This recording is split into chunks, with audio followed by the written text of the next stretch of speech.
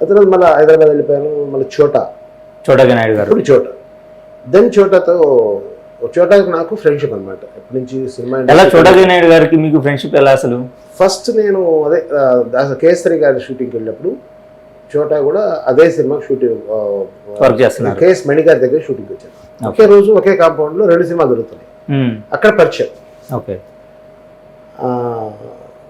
KS మణి గారి దగ్గర కూడా వెళ్ళేవాడిని షూట్కి. ఎందుకంటే కేఎస్ హరి గారి బాస్ వచ్చి కేఎస్ మణి గారు, దసరా గారి కాంపౌండ్. కేఎస్ మణి గారి షూటింగ్ ఉంటే అక్కడికి వెళ్ళిపోయేవాడిని. కేఎస్ హరి గారి షూటింగ్ ఉంటే హరి గారు వచ్చేవాళ్ళు.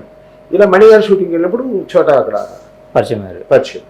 నేను ఎంట్రీ అయినప్పుడే అక్కడి నుంచి లాల్ గారి దగ్గర షిఫ్ట్ అయ్యి కేఎస్ఆర్ గారికి ఎంట్రీ అయింది. కానీ ఫస్ట్ మణి గారి షూటింగ్కి వెళ్ళాను. కేఎస్ఆర్ గారు అసిస్టెంట్గా జాయిన్ అయినా మణి గారి షూటింగ్కి వెళ్ళాను. అప్పుడు చోటా అన్నాను కాదు. ఆ రోజు నుంచి పరిచయం. రెగ్యులర్గా వాడు తను మా ఇంటికి రావటం, నేను వాళ్ళ ఇంటికి వెళ్ళడం, అంటే ఇంకా ఆల్మోస్ట్ ఫ్రెండ్స్. తను చోటా కెమెరా సైడ్ వెళ్ళిపోయాడు, కెమెరా అసిస్టెంట్కి వెళ్ళిపోయాడు, నేను కెమెరామెన్ అసిస్టెంట్కి వెళ్ళాను. ఇద్దరు 2 డిఫరెంట్ డిపార్ట్మెంట్స్ అయినా కూడా చాలా క్లోజ్గా ఉండేవాడు. టెక్నికల్గా వాటి కెమెరా సైడ్ అతను, లైటింగ్ సైడ్ నేను, అలా ఒకరొకరు మాట్లాడుతున్నాం. ఇప్పుడు ఇదే డిస్కషన్ లేదు. సినిమా ఫీల్డ్ అంటే తెలిసిలే కదా, రెగ్యులర్గా అదే సినిమా అంటే సినిమా గురించే ఉంటుంది డిస్కషన్, వేరే డిస్కషన్ ఏమి ఉండదు. కలిసి సినిమాలు చూడటం, కలిసి డిస్కస్ చేయటం, కలిసి తిరగటం, కలిసి ఉండటం, ఇలా బాగా. నేను కెమెరామెన్ అయితే అతను నాకు అసిస్టెంట్ చేయాలి, అతను కెమెరామెన్ అయితే నేను అతనికి అసిస్టెంట్ చేయాలి. ఇది మా ఇద్దరి మధ్య ఒప్పందం. ఓకే. ఫస్ట్ తనే కెమెరామెన్ అయ్యాడు. ప్రజాప్రతినిధికి కెమెరామెన్ అయ్యాడు. దానికి నేను అసిస్టెంట్ చేయాలి. తర్వాత తనకి మర్యాద రామన్న క్రీస్తు జన్మం అని టెలిఫిల్మ్ అది విపరీతంగా పేరు వచ్చిన, చోటా కెరీర్కి విపరీతంగా పేరు వచ్చిన ఫస్ట్ అటెంప్ట్. నాకు అప్పుడు వీడియోలో టచ్ ఉంది. చోటా దానికి వచ్చేటప్పుడు నాకు వీడియోలో టచ్ ఉంది. చోటాకి టచ్ లేదు వీడియో. సరే రారా పోదాం సరదాగా చేద్దామని ఇద్దరు వచ్చాను. అది అయిపోయింది. తర్వాత మర్యాద రామన్న సీరియల్ స్టార్ట్ అయింది. సేమ్ అదే ప్రొడ్యూసర్. టార్గెట్ అంతా మీరు గారు అంతే ఉండేది. ఎందుకంటే ఏస్ కెమెరామెన్ అని హైదరాబాద్ ఇండస్ట్రీలో అందరూ చెప్తారు, ఇప్పటికీ చెప్తారు. ఇప్పటికీ మీరు గారంటే ఏస్ కెమెరామెన్ తెలుగు టీవీ ఇండస్ట్రీ. అద్భుతాలు చేసినాడు. శివలీలని చాలా అద్భుతాలు చేసినాడు. ఆయన టార్గెట్ మాకు. ఆయన దరిదాపుల్లోకి వెళ్ళలేకపోయాం అనుకో. కొంచెం ఎంత చేసినా కూడా తన స్టైల్ వేరు. తన వర్కింగ్ స్టైల్ కానీ, తను వర్క్ చేసే విధానం కానీ చాలా క్వైట్గా, చాలా డెడికేట్గా అదొక స్టైల్లో ఉంటుంది. నాది కొంచెం ఎమోషనల్గా ఉంటుంది. నచ్చకపోతే వదిలేస్తాను, ఇలా పిచ్చి పిచ్చిగా ఉంటుంది. తర్వాత ఇంకోటి ఏంటి, మీరు గారు ఎడిటింగ్ కూడా చేసేవాడు. నాకు ఎడిటింగ్ రాదు. మీరు గారిలాగా ఎడిటింగ్ నేర్చుకోవాలి. సరే మధ్యలో గ్యాప్ ఉన్నప్పుడు చెన్నై వెళ్ళిపోయి బషీర్ అని ఫ్రెండ్ ఉండేవాడు. తన దగ్గర ఒక 15 days ఎడిటింగ్ డిపార్ట్మెంట్ మళ్ళీ నిలబడి ఇంతే ఇలా నిలబడమనేవాడు. చూస్తూ ఉండమన్నాడు. కేబుల్స్ కనెక్షన్ అది చూసి 15 రోజులు ఇంకా అక్కడికి షిఫ్ట్ అయ్యి వచ్చి నేను ఎడిటింగ్ స్టార్ట్ చేశాను. దెన్ మర్యాద రామన్న కదా ఫస్ట్ డబ్బింగ్తో మొదలుపెట్టాను. డబ్బింగ్తో మొదలుపెట్టి తర్వాత ఎడిటింగ్లో అన్నీ చేస్తూ మొత్తం పూర్తిగా ఫుల్ ఫ్లెడ్జ్డ్ ఎడిటర్గా అయిపోయాను. ఇప్పుడు మీరు గారితో పాటు మనం వెళ్ళొచ్చు, మీరు గారి లాగానే మనకు కూడా ఒక పేరు వస్తుంది అనే ఆలోచన, నమ్మకం మొదలైంది. మార్గదర్శి మూవీకి Limca book of record place కూడా వచ్చింది. ఫస్ట్ మూవీ మీది, ఫస్ట్ అచీవ్మెంట్. తర్వాత ఆయనకి ఆ సినిమాకి నేషనల్ ఇంటిగ్రసీ అవార్డు కూడా వచ్చింది. బట్ థియేటర్ రిలీజ్ ఇంత ప్రాపర్గా లేకపోయింది. ఓకే. బట్ అప్రిషియేషన్ మంచి సినిమాగా మంచి కానీ ఆఫర్ ఇవ్వగానే చోటాతో తను ఆల్రెడీ ఒక సినిమా చేసినాడు, అంబేద్కర్. చోటా చేసినాడు భరత్. అంటే చోటా భరత్ చేశాడు కాబట్టి మనకు వచ్చింది, మనకి ఇప్పుడు ఆపర్చునిటీ వచ్చింది కాబట్టి కొంచెం గొప్పగానే ఫీల్ అవుతాం కదా. డియర్ బ్రదర్ నేను చేయాలి.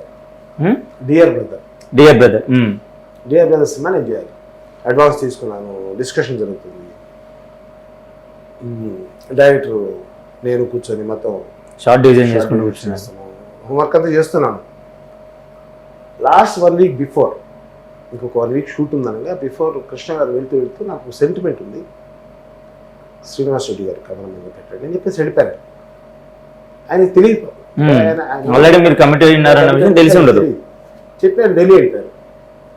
సరే అదేంటి ఇలా సిచ్యువేషన్ ఇలా ఉంది, సరే వెళ్దాం ఇంటికి వెళ్తే లేరు ఢిల్లీలో ఉన్నారు. ఇంకా ఫోన్ గీనంతా పాసిబుల్ ఉండదు. ఇంకా టీవీ ఇండస్ట్రీలో బిజీ అయిపోయాను ఈ 5-6 ఇయర్స్ ఆల్మోస్ట్ ఇండస్ట్రీని నేను బాయ్కట్ చేశాను అంటున్నారు కాబట్టి ఒక క్వశ్చన్ మీకు. జనరల్గా ప్రోమో ఎడిటర్ ఉంటారు మనకి శాటిలైట్ ఛానల్ మెయిన్గా, అలాగే ప్రోమో కంటెంట్ రైటర్ ఉంటారు, అంటే ఆ ప్రోమో వరకు కంటెంట్ రాసేవాళ్ళు. అలాగే ప్రోమో డైరెక్టర్ ఉంటారు, ఓన్లీ ప్రోమోస్ వరకు డైరెక్ట్ చేసి వెళ్ళిపోతుంటారు. బిగ్ బాస్ దగ్గర నుంచి పెద్ద పెద్ద షోస్ వరకు ఇది జరుగుతుంది. మీరు ప్రోమో కెమెరామెన్, పర్టికులర్ గా ప్రోమో అంటే ఒక పెద్ద శాటిలైట్ ఛానల్ ఈ రోజు కూడా సురేందర్ రెడ్డి గారే కావాలి ప్రోమో వరకు, ప్రోమో షూట్ వరకు, అంటే ఎందుకు అంత పర్టికులర్ గా మిమ్మల్ని చూస్ చేసుకుంటారు? అంటే ఇది నేను ఎప్పుడైతే టీవీ ఇండస్ట్రీ షిఫ్ట్ అయిపోయాను, వర్క్ చేస్తున్నాను కదా, వర్క్ చేస్తున్న కార్పొరేట్ ఫిల్మ్స్, కమర్షియల్స్, యాడ్స్, నెలకి ఒక 10-15 యాడ్లు చేశాను. ప్రియదర్శన్ రామ్ గారితో చాలా మంది, అన్ని హైదరాబాద్ లో అన్ని యాడ్ ఇండస్ట్రీలో నేనే వర్క్ చేశాను. అంటే నెలకు 10-15 యాడ్లు కూడా చేశాను. అంత డిమాండ్ ఉండేది కమర్షియల్స్. ఇది నేమ్ ఇట్ ఛానల్, త్రికాల్ కానీ, ప్రియదర్శిని కానీ, ప్రియదర్శి అడ్వర్టైజర్స్ కానీ. సో ప్రోమో షూట్ లో డిజైన్ దగ్గర నుంచి లైటింగ్ దగ్గర నుంచి ప్రతిదీ. సో ప్రోమో షూట్ అంటే డెఫినెట్ గా ప్రోమో మీరే ఇంకా స్పెషల్స్ యాడ్ తక్కువ ఫుటేజ్ లో ఎక్కువ అవుట్పుట్, ఎకానమీ కూడా చూసేవాళ్ళు. దాంతో నేను ఇష్టం, నానంటే అందరికి ఇష్టపడేవాళ్ళు. మెజారిటీ ఆఫ్ ప్రమోషన్ నేను చేసేవాడిని. టీవీ జెమినీ ఛానల్కి 1.5 year ఇన్ఛార్జ్ ఉన్నాను. ఓకే, డెవలప్ అవుతున్నాను కాబట్టి ఆ మధ్యలో నేను నాన్ లీనియర్ ఎడిట్స్ ఉంటుంది. నాన్ లీనియర్ ఎడిట్స్ హైదరాబాద్ ఇండస్ట్రీకి 97 అనుకుంటా. 97లో సింగపూర్ వెళ్ళి నా దగ్గర ఉన్నంత డబ్బంతా తీసుకెళ్ళి సింగపూర్ వెళ్ళి అక్కడి నుంచి బ్రావిడ్ 1000 అనే ఒక సిస్టమ్ కొనుక్కొని, దాని 2 కార్డ్స్ కొనుక్కొని, హార్డ్ డిస్క్లని అక్కడి నుంచి కొనుక్కొని వచ్చి ఇక్కడ రెడీ చేసి ఇక్కడ I started giving free tuitions, coaching. Tutor నేనే పే చేసేవాడిని, అకామిడేషన్ నాదే, ఎవ్రీథింగ్ నాదే, free tuition for all my friends.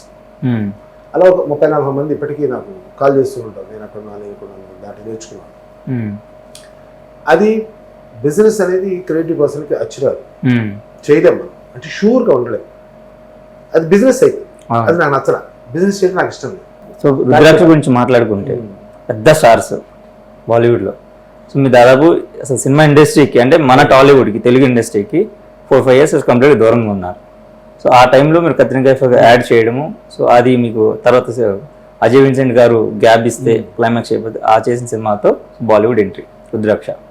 Sanjay Dutt గారు, సునీల్ శెట్టి, విపాస బాసు, ఇంత పెద్ద కాస్టింగ్ తోటి సినిమా అనేసరికి, ప్లస్ ఆ సినిమా మొత్తం ఫస్ట్ టైం విఎఫ్ఎక్స్ కంప్లీట్, దాదాపు విఎఫ్ఎక్స్ సినిమా మొత్తం విఎఫ్ఎక్స్, మొత్తం ఎవ్రీ ఫ్రేమ్ విఎఫ్ఎక్స్.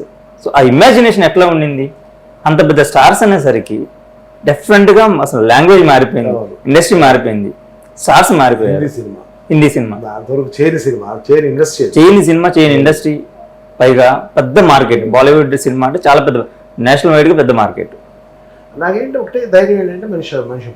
ఓకే, ఆయన ప్రేతాల ధైర్యం.